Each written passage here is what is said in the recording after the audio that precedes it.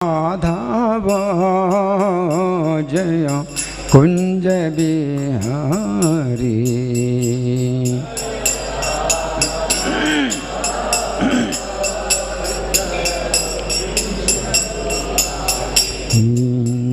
जय गोपी जन वल्लभ जय गिरिवर धारी।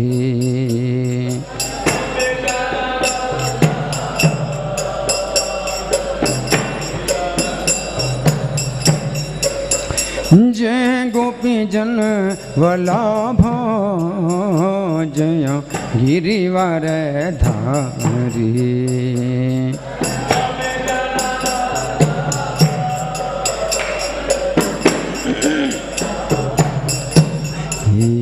जय यशोदानंदन जय ब्रज जन रंजन।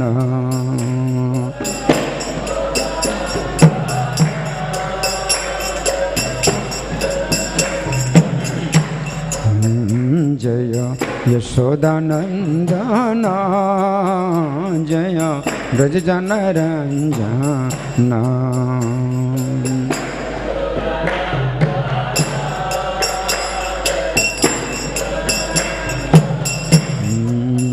जय यमुना तीर बनचरी जय कुंज बिहारी।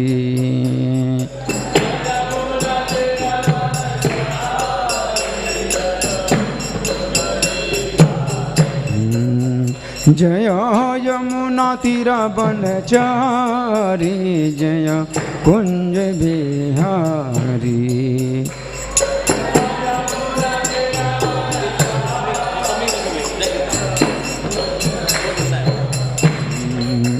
जय राधा माधव जय कुंज बिहारी। हरि बोल। नमक डाल दो।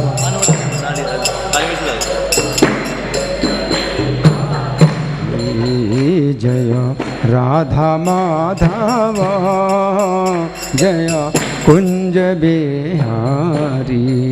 हरि बोल।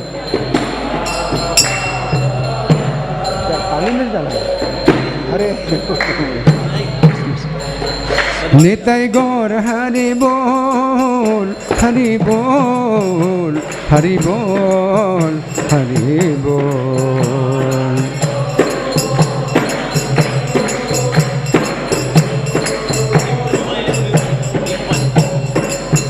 निताय गौर हरि बोल हरि बोल हरि बोल हरि बोल।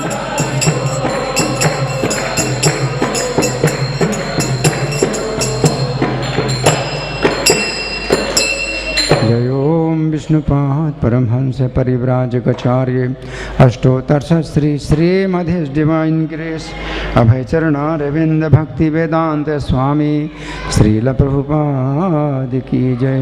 नित्य लीला प्रविष्ट इस्कॉन फाउंडर आचार्य saviour of the whole world Srila Prabhupada की जय। नामाचार्य हरिदास ठाकुर की जय। प्रेम से कहो श्री कृष्ण चैतन्य प्रभु नित्यानंद श्री अद्वैत गदाधर श्रीवासादि गौर भक्त वृंद की जय।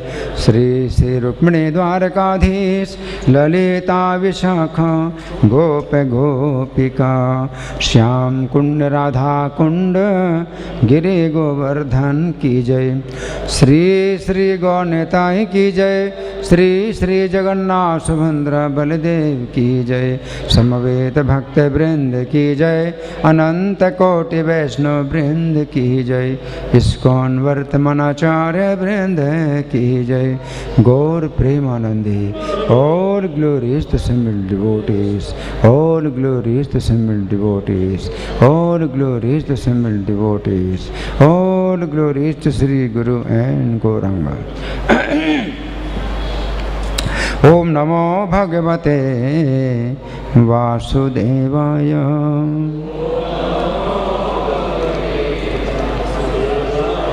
ओम नमो भगवते वासुदेवाय।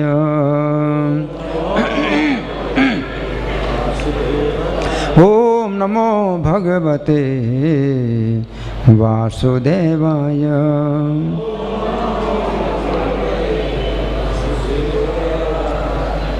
ग्रंथराज श्रीमद् भागवतम स्कंद 3 अध्याय 20। अध्याय का नाम है मैत्रेय विदुर संवाद और श्लोक संख्या 13। बोलिए मेरे पीछे। रजा प्रधानान महता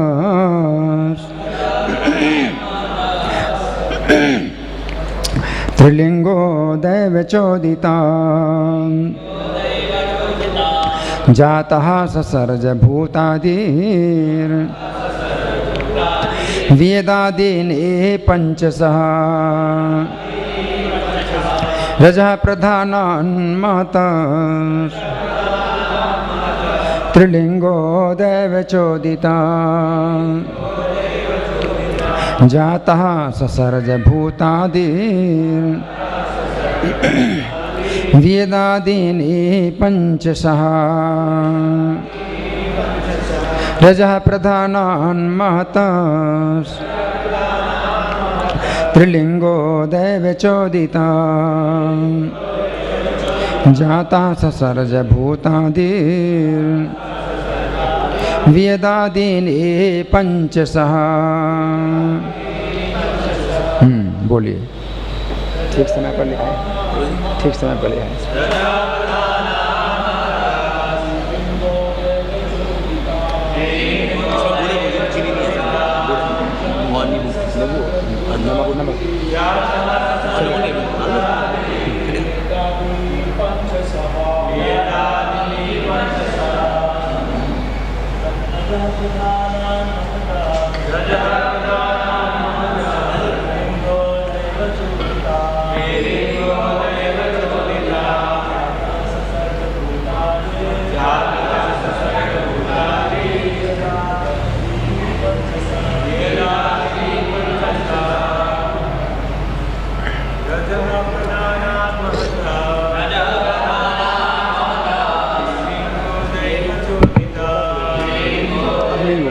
हो गया मेरा।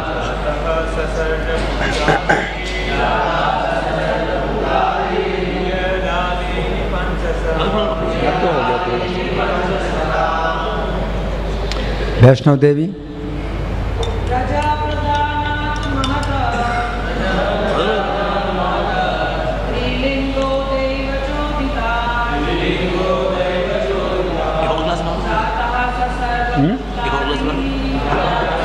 बाथरूम में दिक्कत होगी।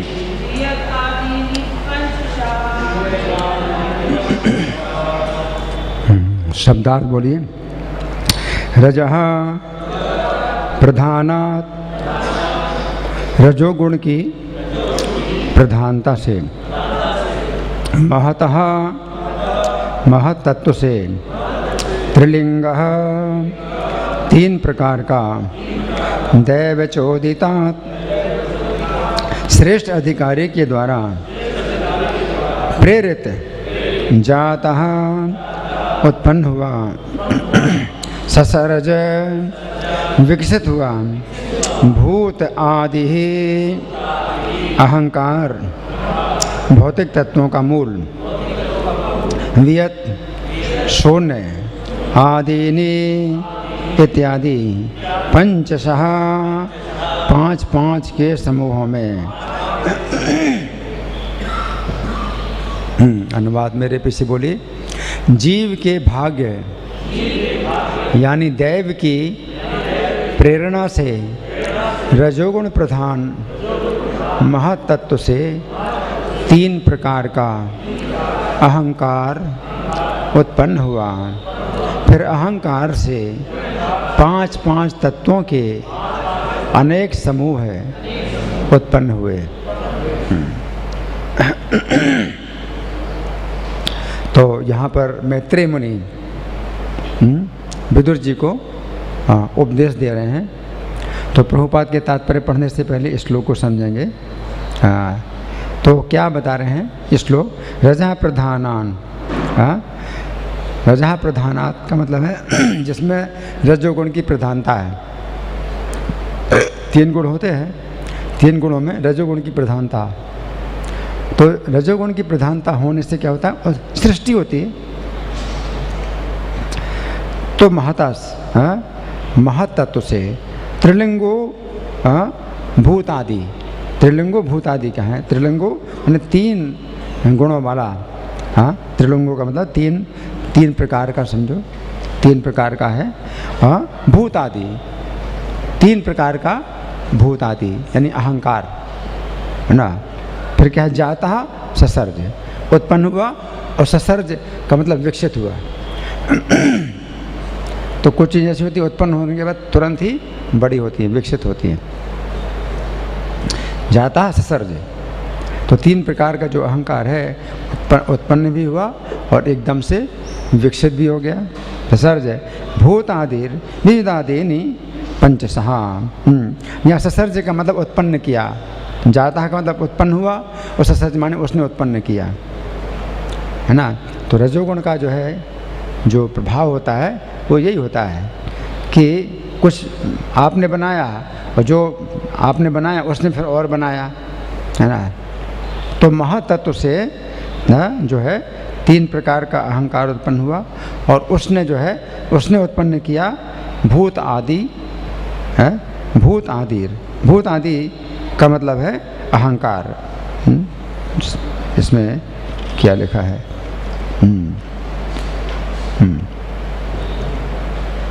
अच्छा, तो भूत आदि का मतलब 5 प्रकार के जो भूत हैं, यानी तत्व, पंचभूत कहते हैं या पंचतत्व कहते हैं। तो भूत आदि है ना। तो भूत आदि का मतलब है जो पहला जो पंचतत्व होता है, वियत, और वियत का मतलब है शून्य। तो शून्य का मतलब आकाश, शून्य का मतलब आकाश। तो जो 5 तत्व हैं उनमें पहला क्या है, आकाश। तो वियत का भी मतलब आकाश है, और भूत आदि का भी मतलब आकाश, जो पहला पंच भूतों में से पहला है ना। तो ये आदि पंचसा, और फिर 5 के जो है इसमें सेट बने हैं, 5 के जो है क्या बने, समूह है ना। तो कई समूह बने, पंचसा, है ना। तो अब हम सुनेंगे प्रभुपाद तात्पर्य में क्या लिखते हैं। श्रील प्रभुपाद की जय। आद्य प्रकृति में 3 गुण होते हैं, है ना। तो सबसे पहला वाक्य है आद्य प्रकृति में 3 गुण होते हैं, है ना। तो प्रकृति ये क्या है, 3 गुण, है ना। सत्वम रजस्तम इति गुणा प्रकृति संभवा। सत्व गुण, रजोगुण, तमोगुण ये प्रकृति से उत्पन्न होते हैं, है ना। तो 3 गुण होते हैं। तो प्रकृति अगर है तो 3 गुण भी है। तो कभी माया भी कहते हैं भगवान इसको। तो क्या कहते हैं, गुणमयी माया, देवी ऐसा गुणमयी मम माया, मेरी माया गुणमयी है ना। तो प्रकृति कहें या माया कहें, है ना, इसमें 3 गुण हैं, है ना। तो 3 गुण हैं। तो यहाँ प्रभुपाद कहते हैं आद्य प्रकृति में 3 गुण होते हैं, जिनसे 5 तत्वों के 4 समूह उत्पन्न होते हैं, है ना। तो 4 समूह उत्पन्न होते हैं। तो ये आकाश जो महातत्व है, तो महातत्व से अहंकार उत्पन्न हुआ, और उससे जो है फिर 5 के समूह में कई 5 के कई समूह उत्पन्न हुए। तो हाँ प्रभुपाद लिख रहे हैं कि प्रथम समूह तात्विक है, तो मतलब पंच तत्व। तो पंच हैं, 5 कई हैं। तो पहले जो है उत्पन्न हुआ है तो तात्विक समूह है, यानी पंच तत्व है, जिसमें पृथ्वी जल अग्नि वायु आकाश, यही क्रम है। पृथ्वी जल अग्नि वायु आकाश, है ना, क्रम। अगर हम उल्टा क्रम लें तो उत्पत्ति का है, और अगर आप प्रलय का क्रम लें तो फिर पृथ्वी से प्रलय शुरू होती है। और उत्पत्ति सृष्टि का क्रम लें तो आकाश, आकाश से फिर वायु, वायु से अग्नि, अग्नि से जल, जल से पृथ्वी, है ना। तो इस तरह से ये पहला पंच तत्व हुआ। जिससे सूक्ष्म तत्वों ध्वनि, स्पर्श, रूप, स्वाद और गंध का बोध होता है। तो इनसे जो है ये पंच तन मात्राएँ हुई, है ना। तो इसको कहेंगे पंच तन मात्राएँ। सूक्ष्म तत्व कहें, सूक्ष्म तत्व या पंच तन मात्राएँ कहें, या इंद्रियों के विषय भी बोलते हैं। 5 विषय हैं, 5 इंद्रिय विषय हैं, है ना। तो ये दूसरा जो है पंच हुआ। फिर तीसरा पंच क्या है? तीसरा समूह है 5 ज्ञानेंद्रियाँ, आँख, कान, नाक, जीभ और त्वचा है। तो इनका भी क्रम कुछ होगा उसी प्रकार से, जैसे ये ध्वनि, स्पर्श, रूप, स्वाद, गंध है ना। तो ध्वनि के लिए पहले कान आएगा, यहाँ पर वो उस क्रम में नहीं है जो दिया है। तो ध्वनि के लिए पहले कान आएगा, फिर दूसरा स्पर्श है, स्पर्श के लिए दूसरे में त्वचा आएगी, है ना। फिर तीसरा रूप है, तो रूप के लिए आँख आएगी। फिर चौथा स्वाद है, तो स्वाद के लिए जीभ आएगी। फिर 5वां गंध है, तो गंध के लिए नाक आएगी। उस क्रम में अगर आप देखें तो पंच तत्व हैं या स्थूल तत्व हैं 5, तो उसी क्रम में जो है ये हैं। जो पंच स्थूल तत्व हैं, तो उसमें भी आप देखिए ये जो पृथ्वी पहले आया है ना, तो पृथ्वी में जो है ध्वनि की विशेषता है। नहीं, हाँ गंध, हाँ पृथ्वी में गंध की विशेषता है। उस तरह से अगर देखें तो उल्टा क्रम है, इसमें 5वां है गंध, है ना। यहाँ पहले पृथ्वी है, तो पृथ्वी में गंध की विशेषता है। फिर जल में स्वाद की विशेषता है ना, तो वो दूसरा हो जाएगा। फिर तीसरा अग्नि में रूप की विशेषता है। फिर चौथा वायु, तो वायु में स्पर्श की विशेषता है। और फिर आकाश 5वां, आकाश में ध्वनि की विशेषता है ना। तो इस तरह से ये क्रम उसी तरह के हैं, है ना। तो ये तीसरा समूह है पंच ज्ञानेंद्रियाँ। फिर चौथा समूह है 5 कर्मेंद्रियाँ, जीभ, हाथ, पाँव, गुदा और लिंग। यहाँ पर जीभ का मतलब वाणी, जो बोलने वाली कर्मेंद्रिय है ना। तो उसको जीभ कह सकते हैं, लेकिन ये वाक, कभी उसको वाक बोलते हैं, और इसको बोलते हैं रसना। ज्ञानेंद्रिय को रसना बोलते हैं। तो यहाँ जीभ दोनों को कह दिया गया है, लेकिन ज्ञानेंद्रिय जो है उसको रसना बोलते हैं, और कर्मेंद्रिय को बोलते हैं वाक, है ना, वाणी। कुछ लोगों का विचार है, प्रभुपाद लिख रहे हैं, कुछ लोगों का विचार है कि 5 के ऐसे 5 समूह हैं। पहला 5 तत्व है ना, पहला पंच तत्व है। फिर दूसरा पंचभूत है, यहाँ भूत नहीं होना चाहिए बल्कि पंच तन्मात्रा होना चाहिए, दूसरा पंच तन्मात्रा। फिर तीसरा 5 ज्ञानेंद्रियाँ, फिर चौथा 5 कर्मेंद्रियाँ, और 5वां पंच देवता जो इन विभागों पर नियंत्रण रखते हैं, है ना। तो उनकी चर्चा हम करेंगे, पंच देवताओं की। तो यहाँ प्रभुपाद का तात्पर्य समाप्त हुआ।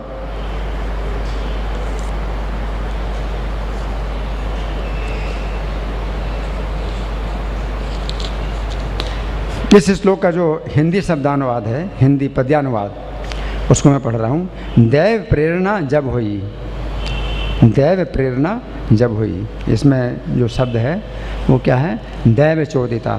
तो चोदिता का मतलब प्रेरणा। दैव प्रेरणा जब हुई, रज प्रधान महातत्व हुआ, रज प्रधान महातत्व हुआ, सात्विक, राजस और तामस त्रैविध अहम उत्पन्न हुआ।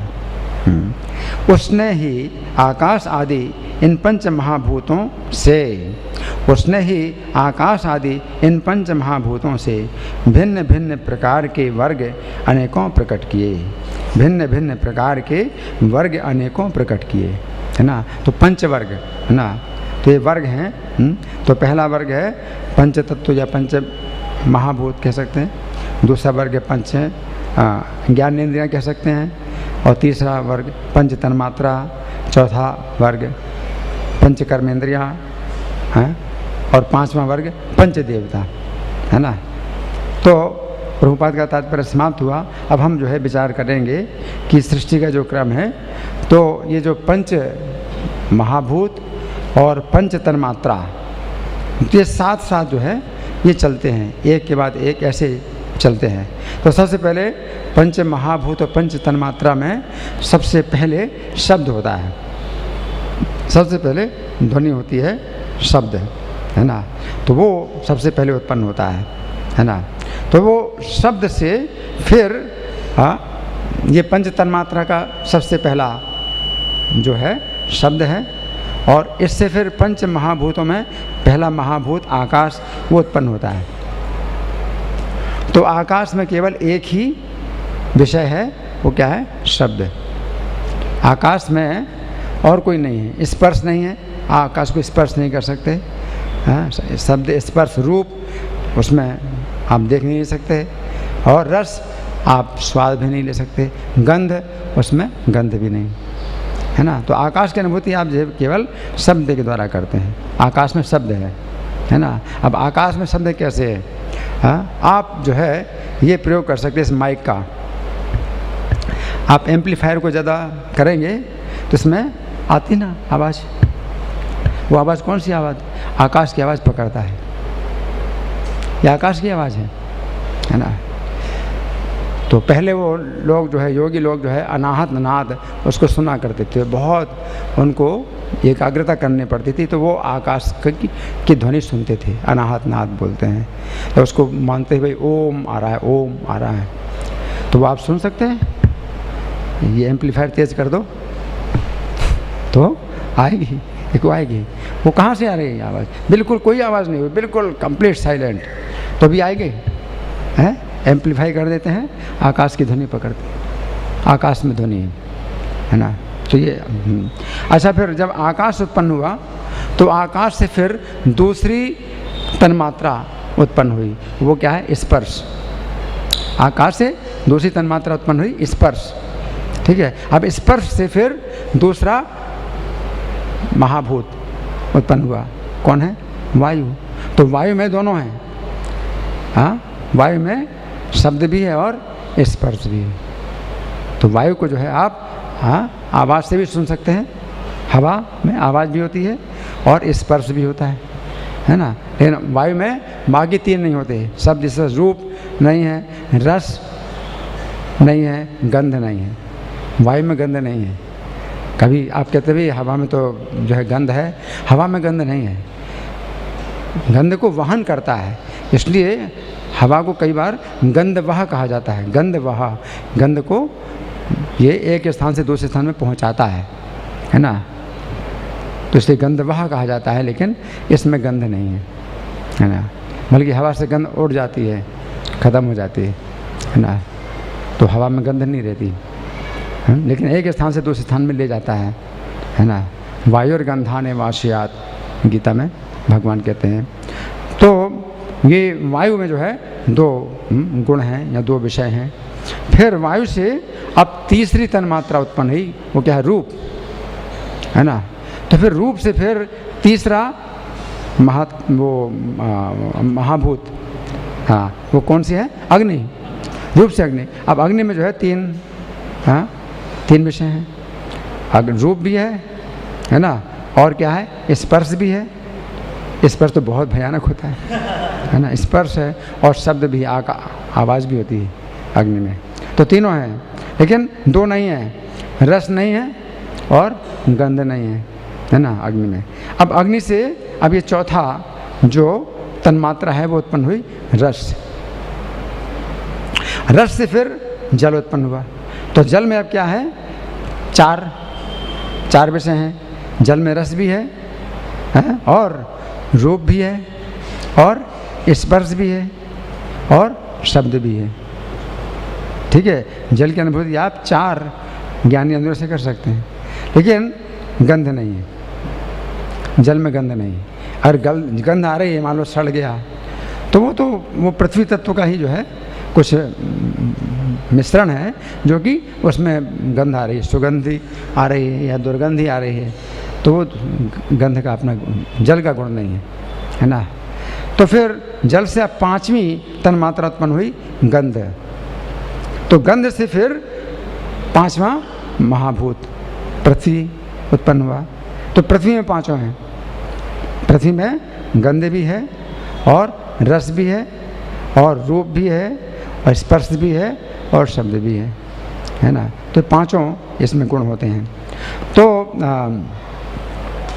पंच तन्मात्रा और पंच ज्ञानेंद्रियाँ, तो उसी क्रम में अगर देखा जाए तो हम कह सकते हैं कि आकाश, वायु, अग्नि, जल, पृथ्वी, है ना।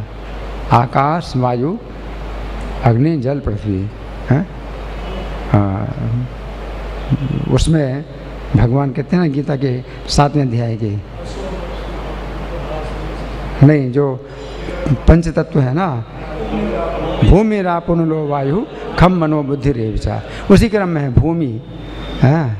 तो इस क्रम में है भूमि रापो अनलो वायु खम, उस क्रम में है। तो पृथ्वी, जल, अग्नि, वायु, आकाश ये हो गए। और इसी क्रम में नाक, जीभ, आँख, त्वचा, कान, उस क्रम में है। अगर आप देखें तो पंच जो महाभूत हैं, तो उसी क्रम में जो पृथ्वी से संबंधित है नाक है, और जल का जीभ है मतलब रसना, अग्नि के लिए आँख है, वायु के लिए त्वचा है, आकाश के लिए कान है। और पंच तन्मात्रा भी गंध, रस, रूप, स्पर्श, शब्द।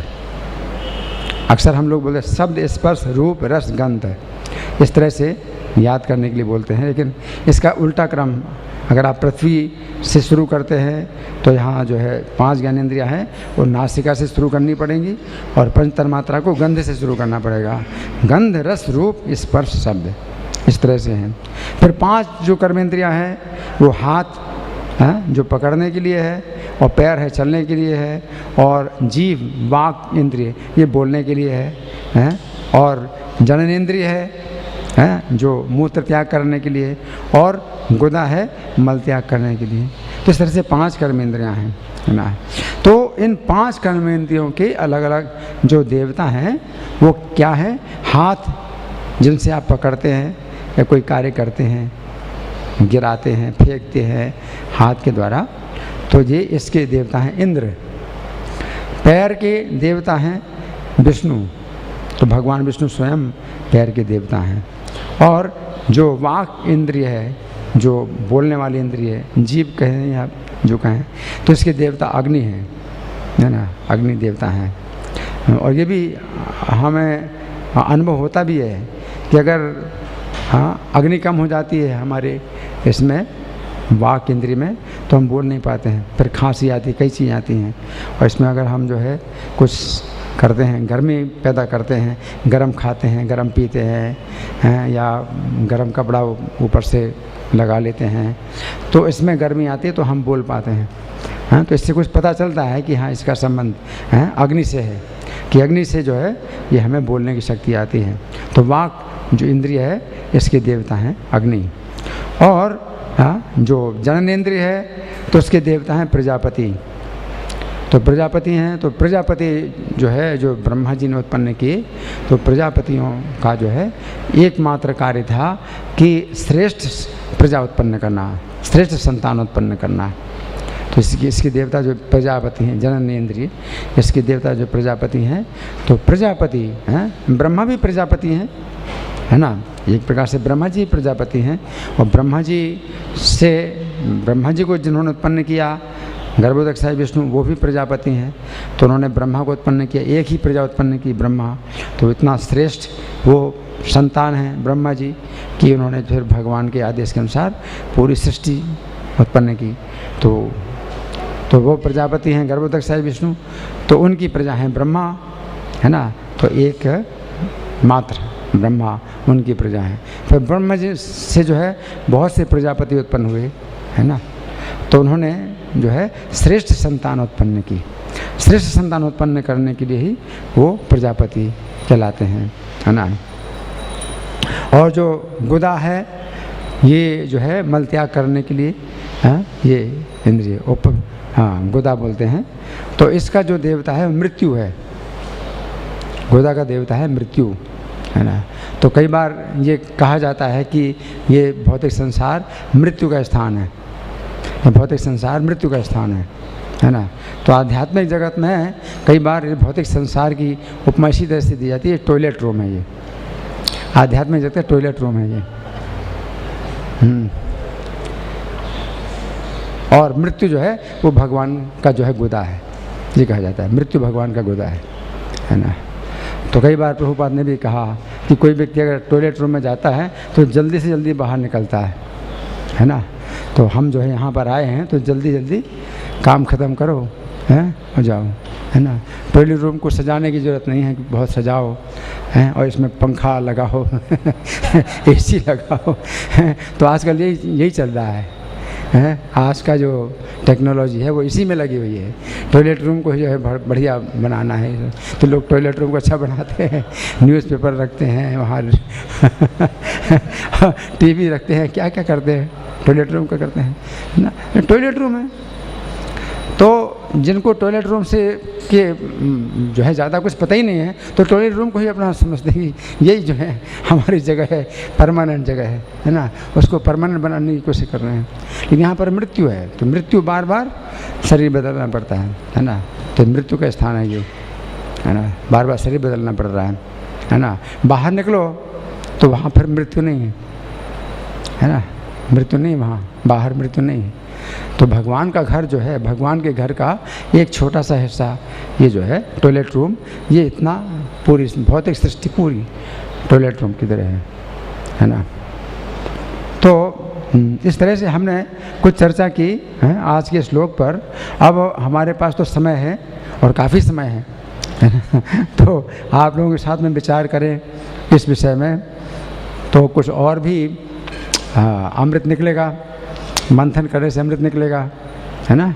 तो आप लोगों की ओर से कोई प्रश्न है, कोई चर्चा है? हाँ जी, बोलिए। हरे कृष्ण प्रभु जी, धन्यवाद प्रभु जी सुंदर क्लास के लिए। अब प्रभु मेरा प्रश्न था जैसे कि भगवान कहते हैं कि 9 द्वार पुरे देही कि एक 9 द्वारे पुरे देही। हाँ, तो ये सारे जीवात्माओं के लिए है या केवल मनुष्य के लिए है? 9 द्वारे पुरे देही नैव कुर्वन्न कार्यम। हाँ, ये जो है गीता का 5वें अध्याय का 13वां श्लोक है। सर्वकर्माणि मनसा संन्यस्यास्ते सुखमसि 9 द्वारे पुरे देही नैव कुर्वन्न कार्यम, है ना। तो इसमें भगवान ये बताते हैं कि देही है ये, जो कि इस शरीर में अलग है, इस शरीर से अलग है देही, है ना।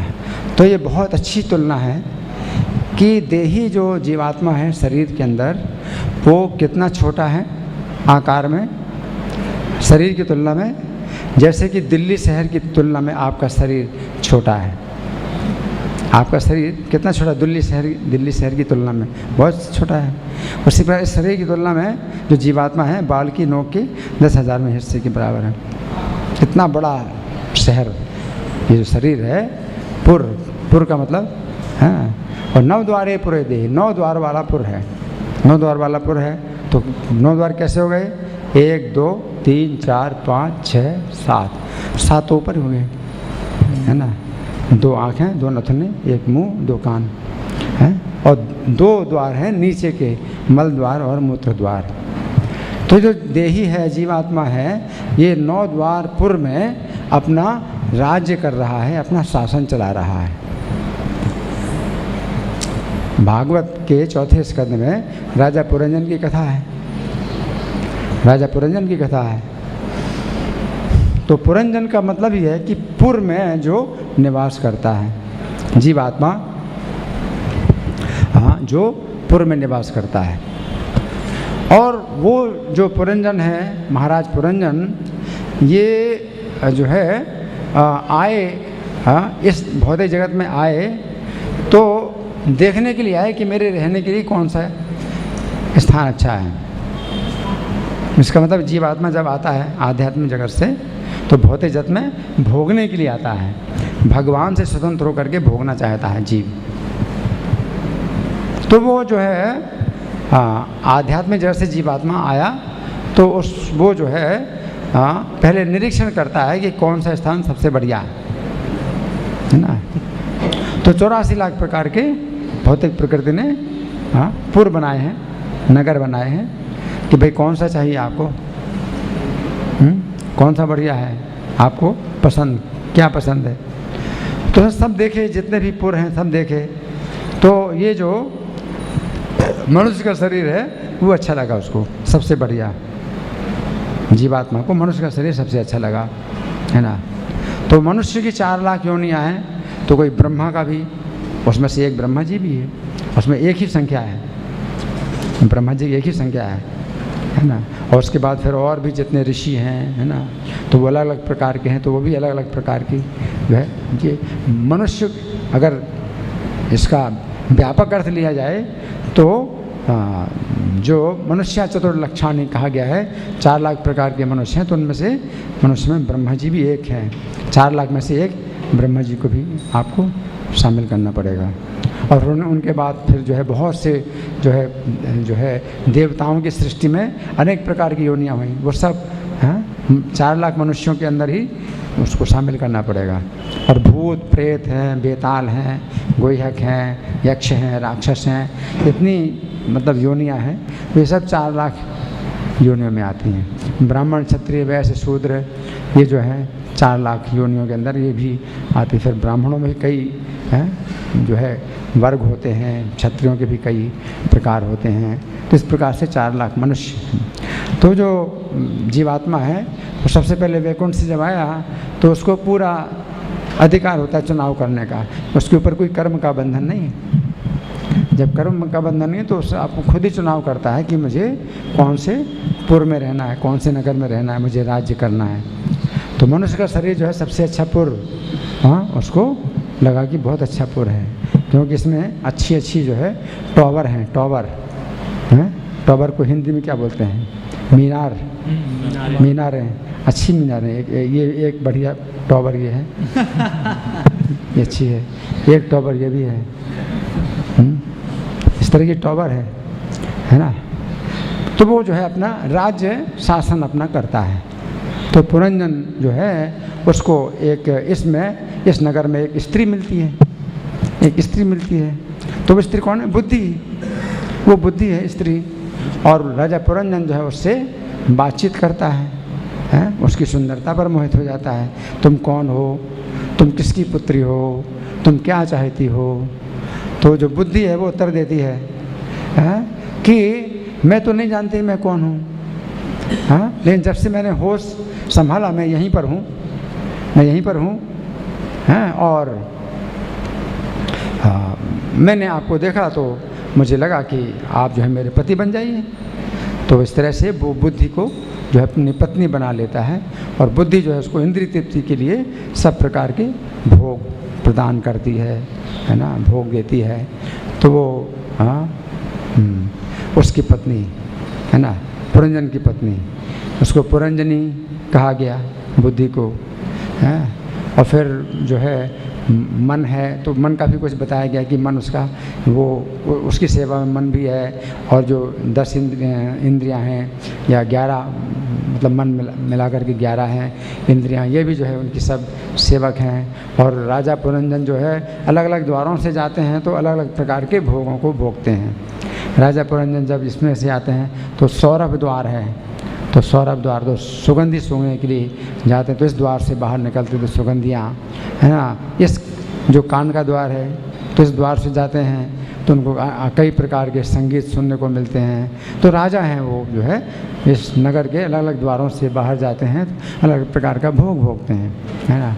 और फिर पुरंजन की कितनी दुर्दशा होती है, फिर भागवत में आता है कि कितनी दुर्दशा होती है। और बाद में फिर जो है उसको भगवान प्राप्त होते हैं, और भगवान जो है उसको आत्मज्ञान देते हैं, और फिर वो भगवान बताते हैं कि तुम ना स्त्री हो ना पुरुष हो, क्योंकि फिर बाद में स्त्री का भी उसको शरीर मिल गया। तो भगवान बताए तुम ना स्त्री हो ना पुरुष हो, मैं भी हंस हूँ तुम भी हंस हो। और हम मानसरोवर में एक साथ रहते थे और बड़े सुखी थे एक दूसरे के साथ, लेकिन फिर तुमने मुझे त्याग करके तुम जो है यहाँ पर आ गए और तुम जो है मुझे भूल गए। तो इस प्रकार से भगवान उसको उपदेश देते हैं, आत्मज्ञान का उपदेश देते हैं। तो यहाँ गीता में भगवान जो बता रहे हैं कि जो स्वरूप सिद्ध व्यक्ति हो जाता है तो सर्वकर्माणि मनसा संन्यस्य, समस्त कर्मों को जो है मन से भगवान में संन्यास कर देता है कि मुझे कोई भी कर्म जो है नहीं करना है अपने भोग के लिए, कोई फल भोगने के लिए। तो मुझे फल भोगने नहीं कोई किसी कर्म का, तो जितने कर्म हैं वो भगवान के ऊपर डाल देता है मनसा।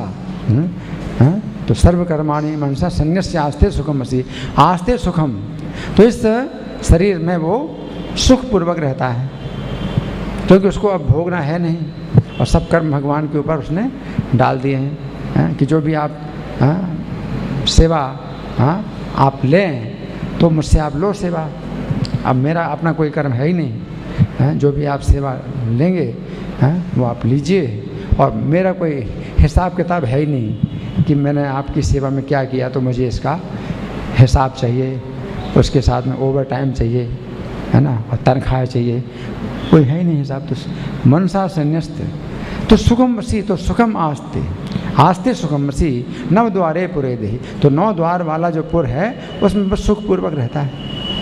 अब सुखपूर्वक रहता है क्योंकि उसकी अपनी चिंता है नहीं, भोगने की चिंता है नहीं, और जब भोगने की चिंता होती है तो फिर वो चिंता में और अशांति में मतलब हमेशा पड़ा रहता है।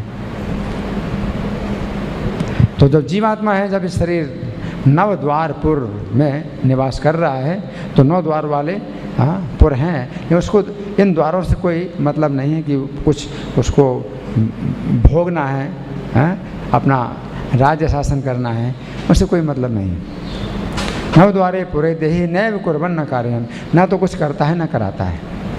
जो राजा होता है वो बहुत से काम करता है, अपने भोगों के लिए बहुत से काम कराता है, अपने मन को आज्ञा देता है, अपनी इंद्रियों को आज्ञा देता है, इंद्रियों को भोग रहा है, मन को भोग रहा है, बुद्धि को भोग रहा है ना। लेकिन नैव कुर्बन न कार्यन, अब ना तो वो अपने मन को भोगना चाहता, ना इंद्रियों को भोगना चाहता, ना बुद्धि को भोगना चाहता है, तो ना जो है वो कुछ कर रहा है और ना किसी से करा रहा है, ना किसी को आज्ञा दे रहा है कि मेरे सुख के लिए मुझे भोगना है ना। तो जब भगवान को जो है वो सब सौंप देता है तो आस्ते सुखम, तो वो सुखपूर्वक रहता है। वशी, उसने बस कर लिया, अपनी भौतिक कामनाओं को बस में कर लिया, तो भगवान पर जो है आश्रित रहता है। और सुखम आस्ते सुखम, सुखपूर्वक रहता है तो भगवान की उपस्थिति में, भगवान की संगति में वो सुख का अनुभव करता है। तो जीवात्मा इस शरीर के अंदर वो भगवान की संगति का सुख अनुभव करता है, सुखम आस्ते, है ना। तो ये जो है कर्म संन्यास योग, 5वां अध्याय कर्म संन्यास योग है ना। तो कोई व्यक्ति जो है अगर इस प्रकार से अभ्यास करता है तो इसमें ध्यान की जो है बहुत आवश्यकता होती है। कर्म संन्यास तो बहुत कठिन विधि है कर्म संन्यास की, है ना। तो भगवान कहते हैं कि कर्म संन्यास सात कर्म योगो विशेषते तयोस्तु कर्म संन्यासात कर्म योगो विशेषते। तो कर्मयोग ज़्यादा विशेष है। कर्म संन्यास में है कि ना वो कुछ कर रहा है ना कुछ करा रहा है, लेकिन कर्मयोग में क्या होता है, शुरू में ही हम अगर भगवान की सेवा में अगर कार्य कर रहे हैं, भगवान की प्रसन्नता के लिए कार्य कर रहे हैं, तो फिर इतना जो है नियंत्रण करने की ज़रूरत नहीं है कि सब त्यागें, विषयों को त्यागें और अल्पाहार लें और बिल्कुल एकांत में रहें। तो कर्म संन्यास की विधि है वो बिल्कुल एकांत में होना चाहिए। और ध्यान योग परो नित्यम, ध्यान योग के हमेशा परायण रहे। तो बहुत कठिन है। जो कर्मयोग की विधि है वो भगवान की प्रसन्नता के लिए वो अपना कर्म करता है, तो शुरू से ही वो जो है भगवान से जुड़ जाता है ना। तो कर्म संन्यास की विधि में भगवान ये श्लोक बता रहे हैं, ठीक है ना। हाँ जी जी, जो सृष्टि की विधि है, जैसे हम सुनते हैं कि महाविष्णु ने प्रकृति को देखा, तो एक यहाँ पे श्रीमद् भागवतम के 10th कैंटो में एक दिया हुआ है कि भगवान Narayan, lord Narayan meditated upon another desire of his and as he pondered a drop of perspiration fell from his forehead. ये आवाज़ साफ नहीं आ रही। ओके प्रभु जी, माइक से।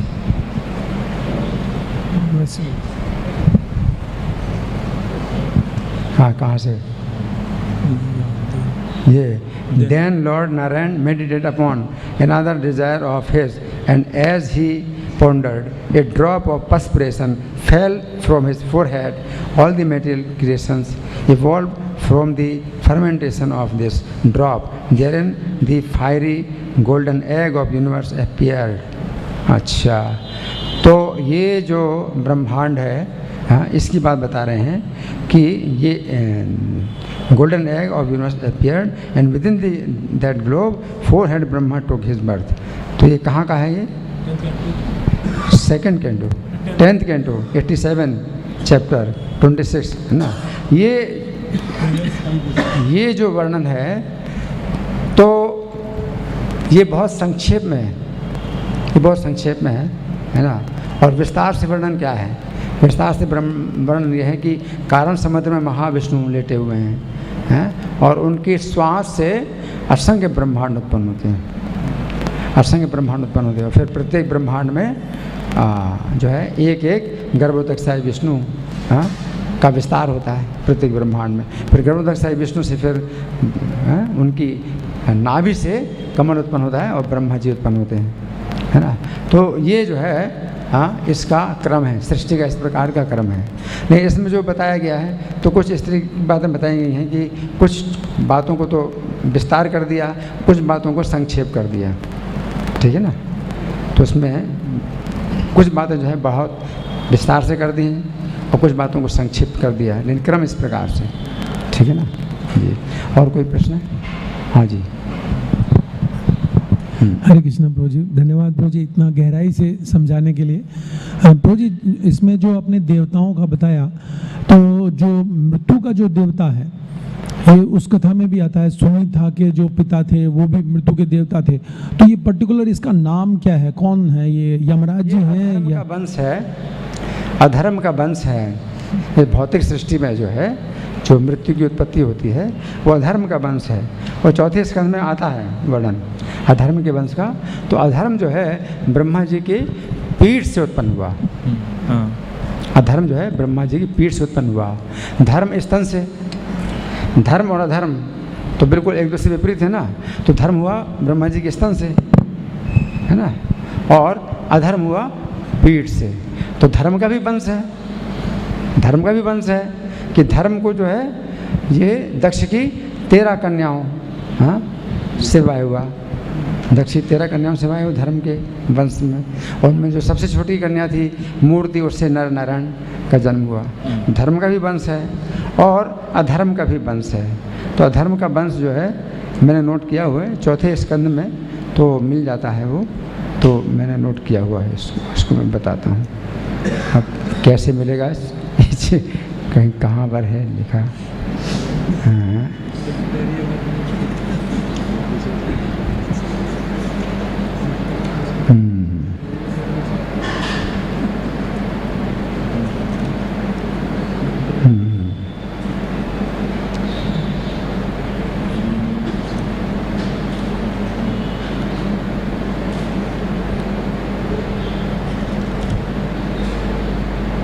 ये बड़ा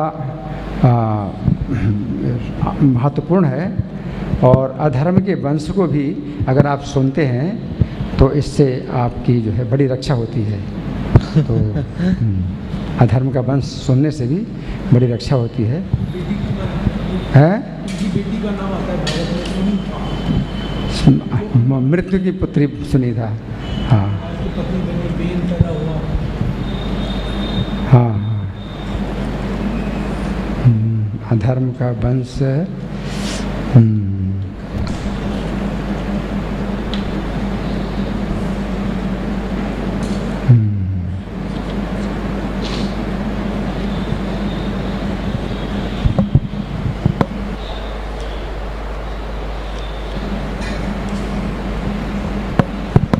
अधर्म, ब्रह्मा जी की पीठ से अधर्म उत्पन्न हुआ और अधर्म का विवाह हुआ था।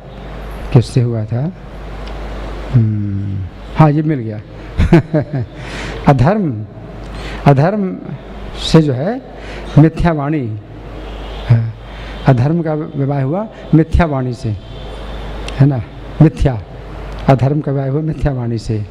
फिर इन दोनों से जो एक पुत्र हुआ, एक पुत्री हुई। पुत्र हुआ दंभ और पुत्री हुई माया, जो धोखेबाजी, है ना, स्त्रीवाचक है। तो चूँकि अधर्म का वंश है तो सगे भाई बहनों में विवाह हो जाता, तो विवाह हो गया। फिर इनसे जो है एक पुत्र हुआ लोभ और पुत्री हुई चतुराई या चालाकी, है ना। तो अधर्म में जो है विवाह हो गया दोनों का, अधर्म से। फिर इनका पुत्र हुआ क्रोध और पुत्री हुई हिंसा, है ना। तो अधर्म से विवाह हो गया अधर्म के अनुसार। फिर इनसे पुत्र हुआ कली और पुत्री हुई दुरुक्ति। दुरुक्ति माने कठोर वाणी, दुरुक्ति है ना। तो अधर्म के अनुसार इनका भी विवाह हुआ, धर्म के अनुसार नहीं विवाह होता है, अधर्म के अनुसार है। तो कली और दुरुक्ति है ना। तो कली तो वही कलयुग है ना। दुरुक्ति तो विवाह हुआ। तो फिर पुत्र हुआ मृत्यु और पुत्री हुई भीति। भीति भय को स्त्रीवाचक बनाया तो भीति हो गया है ना। तो स्त्री है तो इसको भीति कहा गया। तो मृत्यु जो है ये पुत्र है, पुरुषवाचक है, और भीति स्त्रीवाचक है ना। तो जब मृत्यु है तो उसके साथ भीति भी होती है, भय होता ही है। फिर इनसे एक पुत्र हुआ नरक और पुत्र हुई यातना। तो इस प्रकार से जो है अधर्म का वंश है। तो ये चौथा स्कंद है, हाँ, श्रीमद् भागवत का चौथा स्कंद है। देखना पड़ेगा पहला अध्याय है, कौन सा अध्याय है।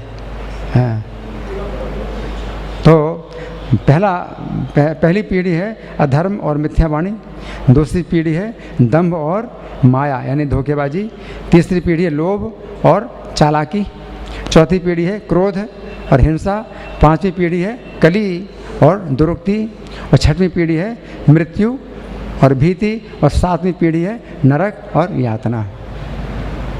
तो अधर्म से जो है मतलब आप अंत में कहाँ आएंगे, नरक में, और यातना भोगेंगे। नरक के साथ में यातना भी है ना। तो इस प्रकार से अधर्म का ये वंश है। तो आपका क्या प्रश्न है? प्रश्न था प्रभु जी, जो मृत्यु का जो देवता है, हाँ, उसका पर्टिकुलर नाम कुछ आता है या नाम ही मृत्यु है? क्योंकि सुनीता उनकी बेटी थी और महाराज अंग से विवाह हुआ और वेन उनका बेटा हुआ। तो सुनीता के पिता का नाम क्या था, अर्थात यानी मृत्यु के, हाँ, मृत्यु, तो उनका नाम ही मृत्यु है। इट मींस यही मृत्यु है धर्म के वंश में जो पैदा। तो आपने जो बताया बिल्कुल प्रभु जी सही बताया, क्योंकि कल की पुराण में भी बिल्कुल यही क्रम दिया हुआ है।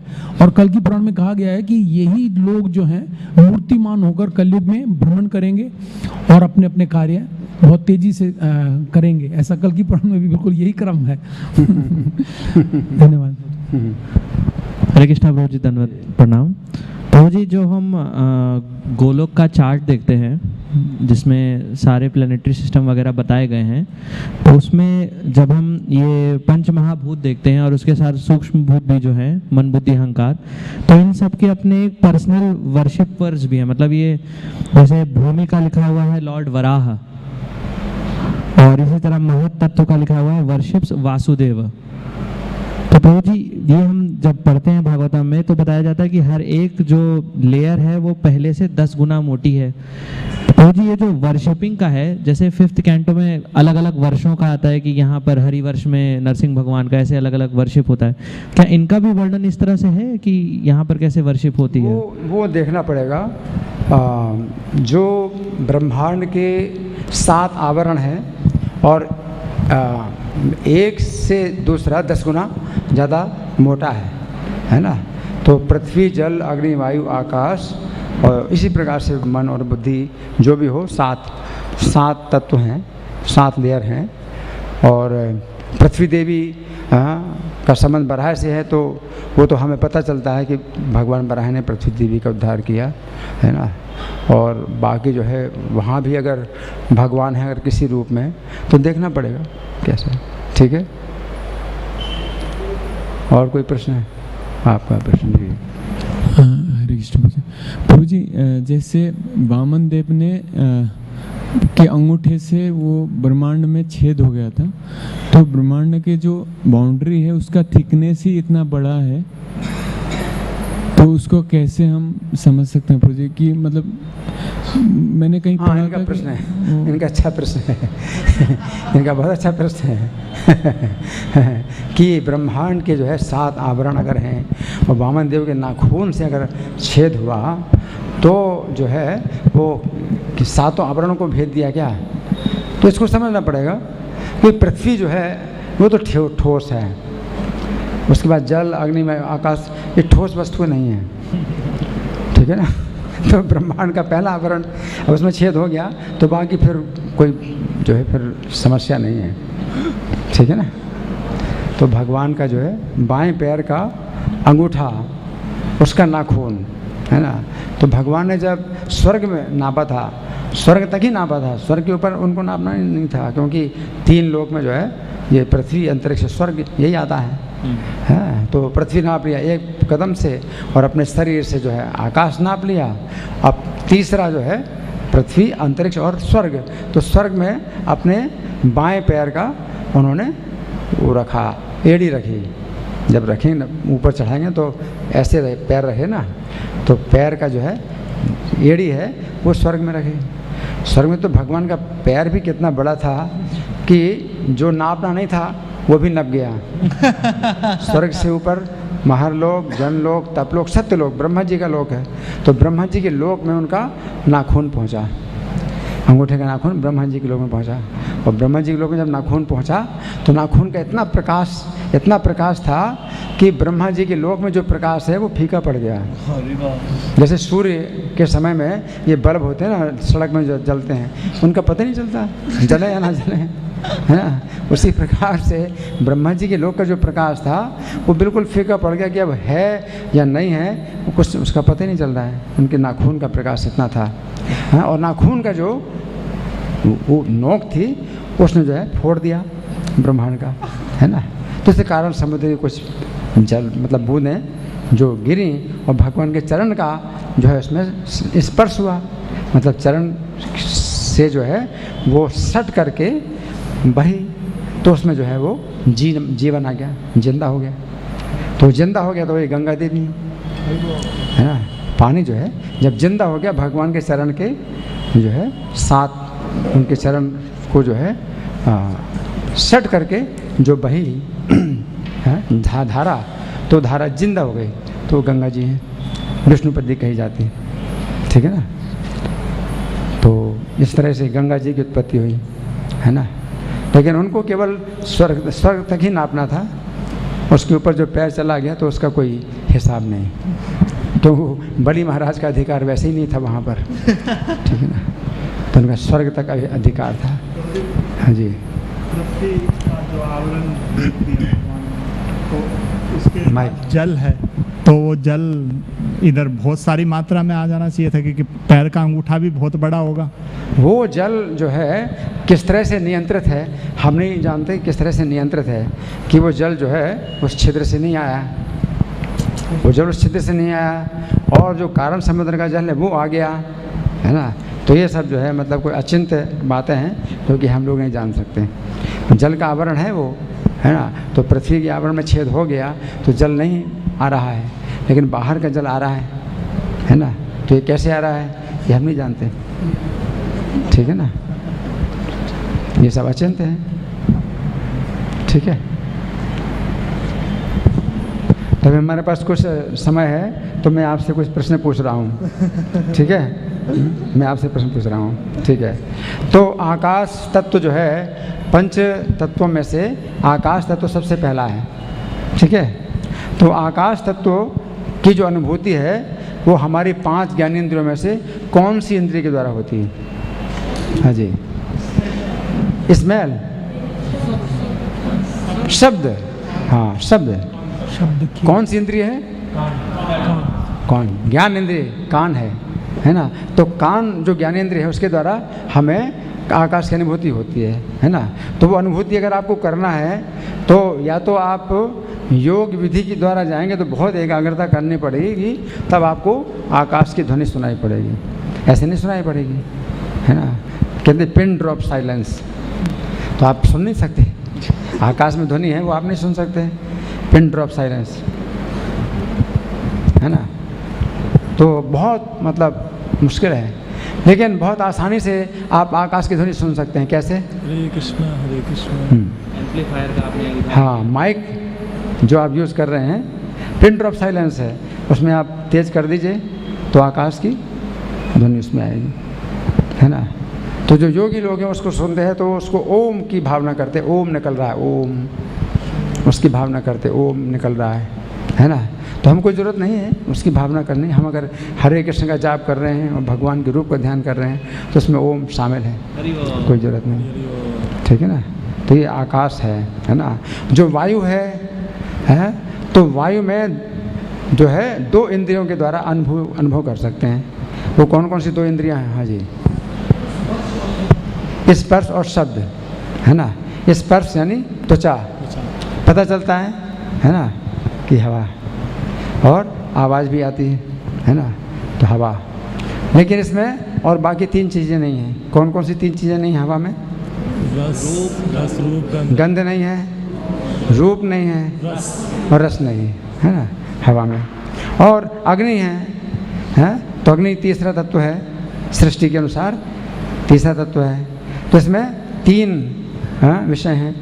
3 इंद्रियों से हम अग्नि का अनुभव कर सकते हैं। वो 3 इंद्रियाँ कौन कौन सी हैं?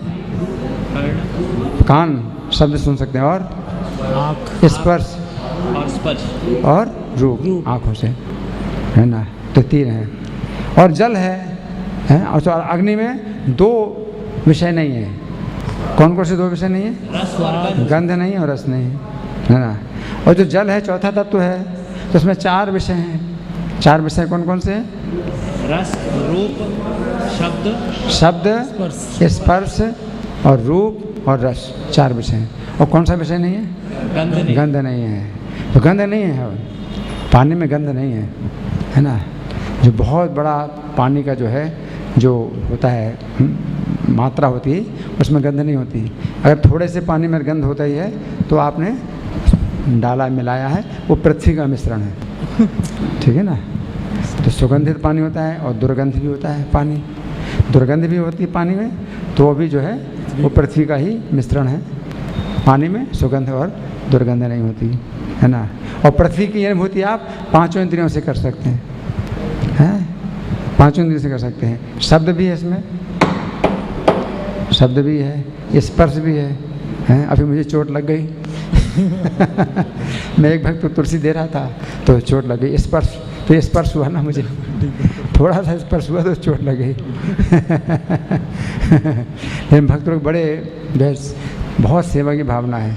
मैं जो है अपना श्लोक पढ़ रहा हूँ, इसी बीच में पट्टी कर दी, सब करती है, दवाई लगा दी, पट्टी कर दी बड़ी जल्दी। इनके अंदर सेवा की भावना बहुत ज़्यादा है। तो पृथ्वी में जो है शब्द भी है, स्पर्श भी है और रूप भी है। रूप हम भगवान का रूप बनाते हैं, प्रभुपाद का भी रूप बनाए तो पृथ्वी से ही बना है, रूप है। और रस भी है ना, और गंध। तो विशेषता गंध की है, इसलिए भगवान कहते पुण्यो गंधा पृथिव्याम चा। पृथ्वी में पुण्य गंध है। भगवान जो है पृथ्वी में जो गंध जो होती है, गंध से पृथ्वी उत्पन्न हुई है, तो वो गंध पवित्र है ना। ये जो अपवित्र गंध आती है, जो बनती है, जो सड़ती है, तो ये पृथ्वी की गंध नहीं है। पृथ्वी की जो गंध है वो बहुत पवित्र है, और वो निकलती है, देखो जड़ी बूटियों में निकलती है, कितनी सुगंध आती है ना। आप महोबा में जाएंगे तो वहाँ जो अंधेरी कंदरा, उजेली कंदरा है, वहाँ पर इतनी सुगंध आती है कि उस सुगंध से ही आपकी थकान दूर हो जाती है। सुगंध से ही थकान दूर हो जाती है, इतनी सुगंध है वहाँ पर, है ना। तो ये सुगंध जो है फूलों में आ रही है, उससे फिर जो है परफ्यूम बनते हैं, सब कुछ बनते हैं। ये सब पृथ्वी से सुगंध निकलती है ना। हम दुरुपयोग करते हैं तो उससे दुर्गंध होती है ना, लेकिन पृथ्वी में सुगंध है। ठीक है, धन्यवाद। ग्रंथराज श्रीमद् भागवतम की जय, श्रील प्रभुपाद की जय।